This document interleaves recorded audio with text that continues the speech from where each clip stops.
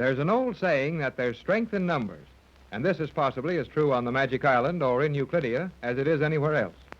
The Gregory party of 4 has now grown to 5, with the addition of the Euclidean girl submarine commander. The girl whom we have known only as the commander has been sent to live with our party as a punishment for aiding them to escape from the Magic Island.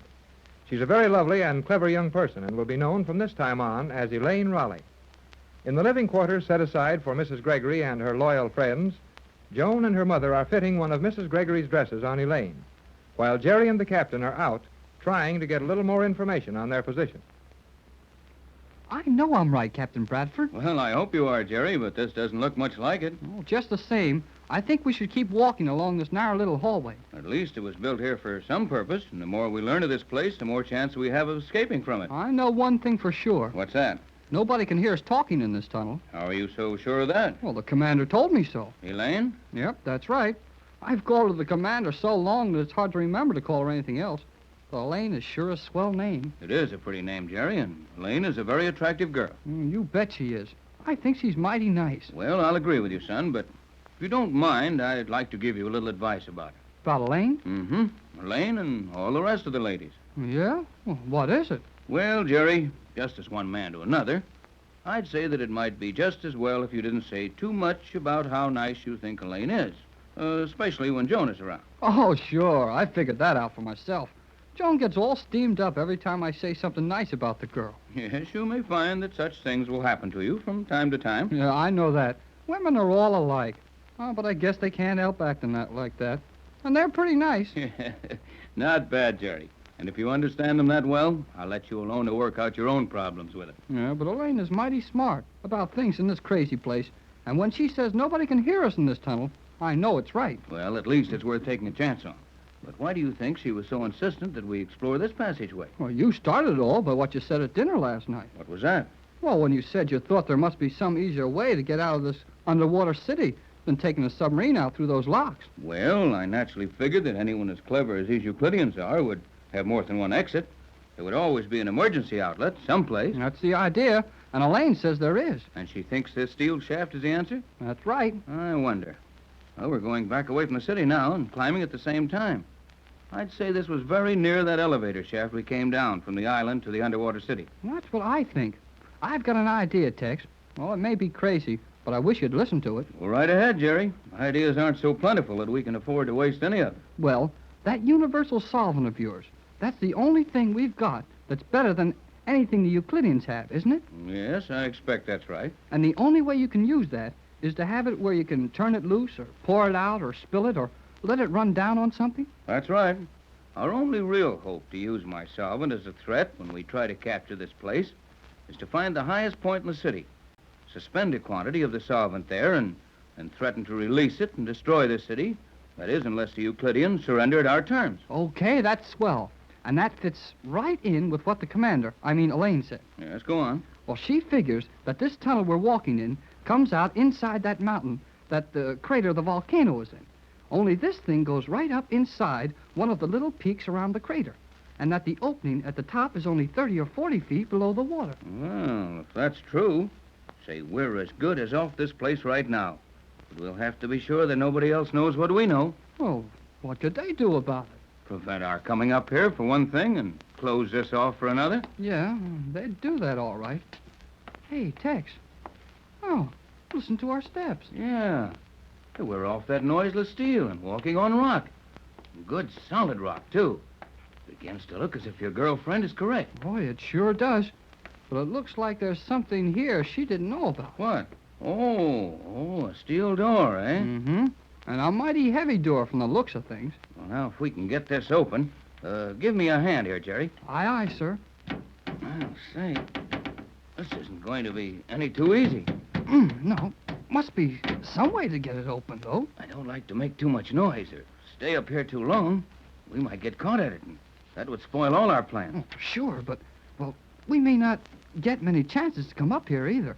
I think we ought to try getting through there right now. Well, your guess is good as mine in Euclidia, Jerry. Come on, we'll try some more.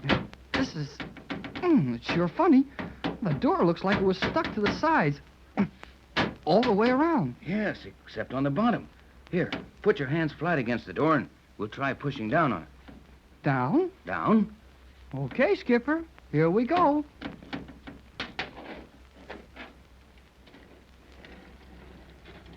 Hey, it's moving, Tex. It's moving. It sure is, son. Look, it's going down. That's the best thing in the world for us. Why? Why is it? Well, I'd say there's only one reason for a door to open down.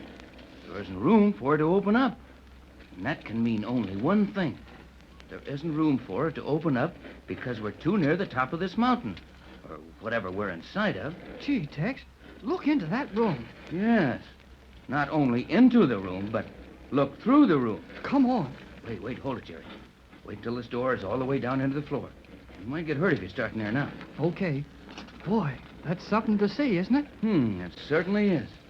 Look, that room is made of transparent steel. And it's mighty near the surface of the water. Why, it must be. Yep. Why, the water's light enough that you can see all around in the room. How deep could the water be in letting that much light? Well, I don't know exactly, but I'd say, not over 4 or 5 fathoms. Not more than 30 feet? Oh, something like that, I think. Gee, Tex, if we're only 30 feet below the surface of the water, why, we could swim out if we had to without getting hurt. Yeah, we could do just that, son.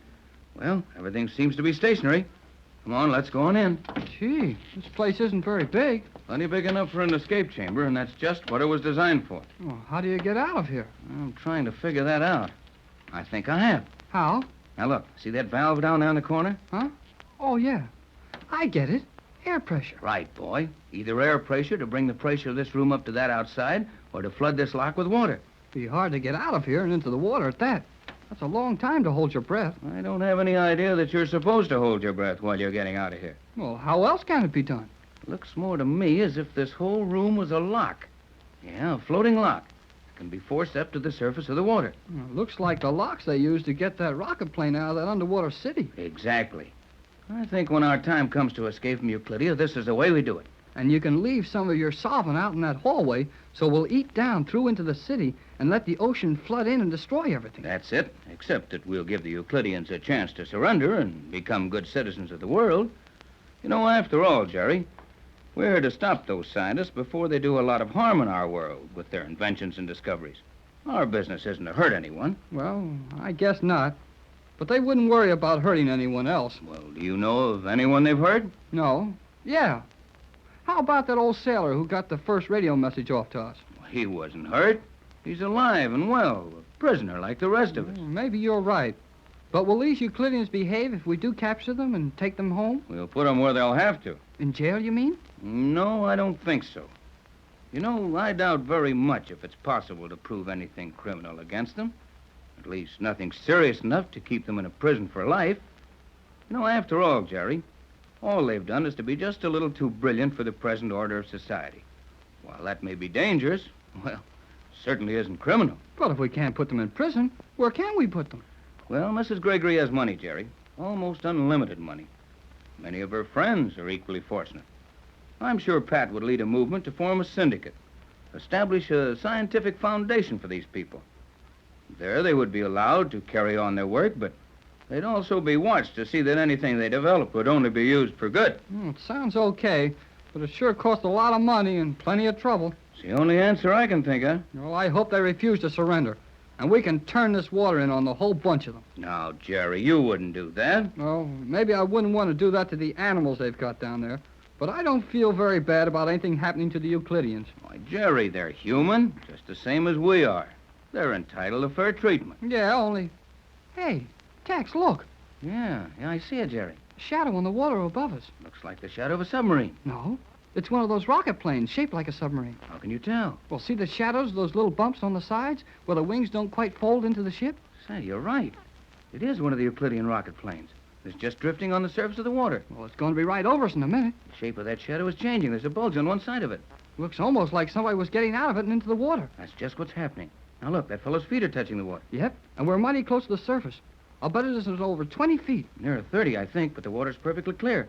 Jerry, that man is coming down into the water, and he's coming right for this transparent steel lock. Hey, let's get out of here. Wait, we can step outside the door into the hallway and still see him. I want to watch how this is done. But if he sees us in here, then our chance of using this place for an escape are all gone. No, now look, we'll step backward to the door and start to shut it. When it's nearly up to the top, we can safely watch over it and close it quickly when he's near enough to see us.